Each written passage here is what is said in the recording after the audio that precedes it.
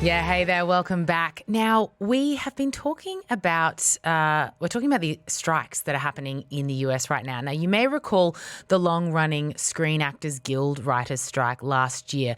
That was a huge labour movement. It really brought Hollywood to a standstill. And it was led by changes in the industry that's being caused by streaming platforms and fears over the increasing use of artificial intelligence in the industry. Well, that's now spilled over to the world of gaming and the voice actors that bring the on-screen worlds of gaming alive. You've been given command of an advanced human warship for your missions. Is there anything you'd like to say about it? I've had enough of your snide insinuations.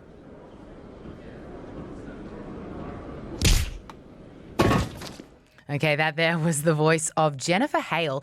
She's one of the most high-profile voice actors in the world.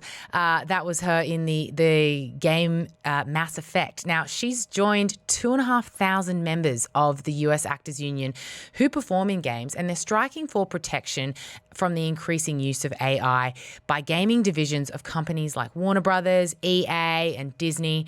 Now, top of their concern, of course, is that AI could simply mimic their voice and leave them out of work. This is, of course, a really interesting issue for us here in the GCC because gaming is such big business. Now, we do have a guest on the line who I'm going to bring in shortly, but before I do, joining me here in the studio, we have one of our own very amazing tech ops here and voiceover actors himself, Heine Hartendorp. Thank you for joining us, Heine. Oh, thank you for having me here, Lucy. Now, you are a voice actor. You've done this before. Your voice has appeared in games. Is that correct? That's correct. But I'm more of the indie games and the mobile games. I'm not part of the AAA games. Those are the big, A-listers. So, yeah. Okay, so as a voice actor, are you worried about the threat of AI? So that issue's been leering for such a long time, and a lot of people asked me about it as well. I'm personally not really threatened by it. It's more of I understand the threat. I understand it very well because what's going to happen is it's going to really weed out the not so good ones versus the experienced ones. And at the same time, the way I see it, it's just going to put premium on the human voices versus AI voices. It's just now that it's new that people are not seeing the effect yet, the long-term effect of it. So can you give us a little, seeing as we've got you here with us, can you give us a little grab of perhaps a voice or a clip or an imitation of a gaming voice that you would use, that you have used? So what in most of my projects, it's usually my voice, and I just transform it. But if you want me to imitate, let's say Mortal Kombat, stuff like that, fatality, finish him. So stuff like that, it's pretty easy. I mean, if you're really into games, so it's pretty easy to imitate these kinds of lines. Yeah, fantastic. Well, it's great to have you, and we really appreciate you joining us. Now, on the line, we do have Klaus Kajecki. He's the CEO and founder of Yalla Esports right here in the UAE. Thanks so much for joining us, Klaus. Now, how real do you think the fears are of voice actors like Jennifer Hale that we heard at the top there? I mean, again, I'm a big consumer of games, and I understand where they're coming from. But also, I see a lot of opportunities for example, these indie studios that was already mentioned to essentially pump out then more games and use AI to maybe use it for the lesser important voice roles, and then the premium voice roles, the headlines would still be human. So at least we should get more games than out and more jobs that way. Yeah, from an outsider's view, because I'm not a gamer myself, but I could see sort of both sides. On the one hand, AI could really enhance gaming experiences with the sort of technology it brings. But of course, it could also be bad news for the human element that's traditionally involved. Yeah, I'll give you a really good concrete example. So for example, a game, World of Warcraft, been around for decades.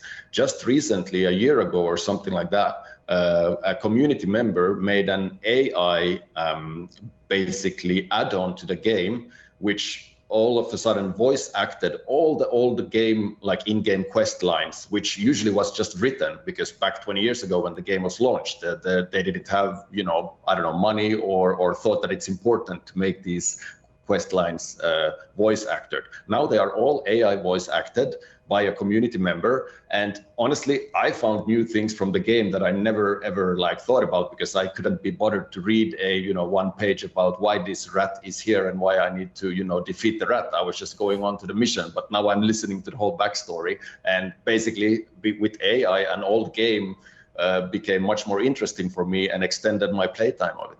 Interesting. So then I guess if we turn to the current moment with these strikes, realistically, what protections could they earn? Do you think this strike is likely to have an impact on big conglomerates like your Walt Disneys and your EA?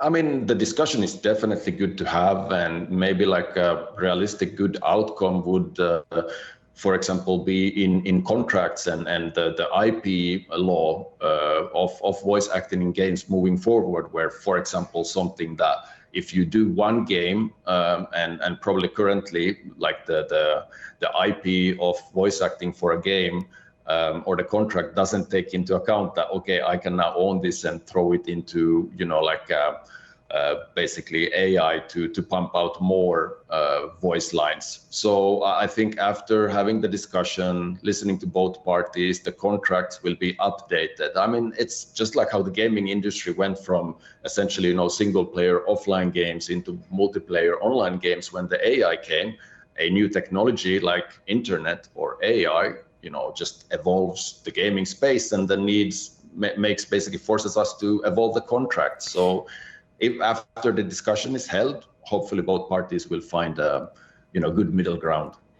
We know how big esports are here in the UAE and the GCC. It's very, very big business. I think I saw valuations of it here for 2024 at more than $22 billion.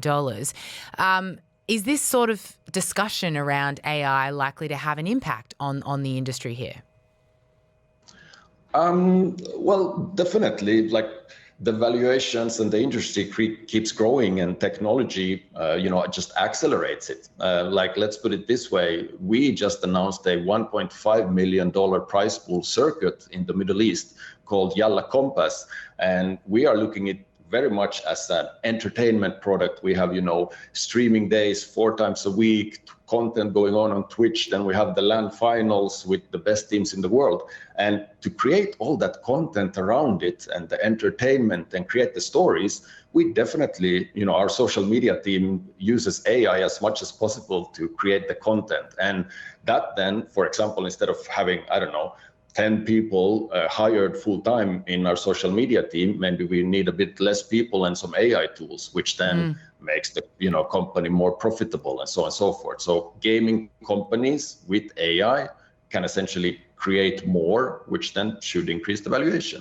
Heini, just coming back to you then, as a voice actor and someone that, is in this line of work, how important do you think the human energy is rather than, opting for AI in the future, whether we're talking in gaming or commercials or whatever it may be? So right now, since it's pretty new, people will not notice it yet, but through time, people will be able to determine whether it's a real person versus, AI. And for me, it's the imperfections of the delivery that makes it more realistic. It makes it connect further with the gamer versus an AI that just tries to perfect the lines and doesn't really connect with the gamer. Yeah, huge thank you there to Heini Hartendorp. He's a voiceover actor and production manager at our sister station here, Tag 91.1, and Klaus Kajecki, CEO and founder of Yalla Esports, just talking us through what these strikes will mean for the industry and the impact it could have. We're going to head to the news now with Serena Kelly.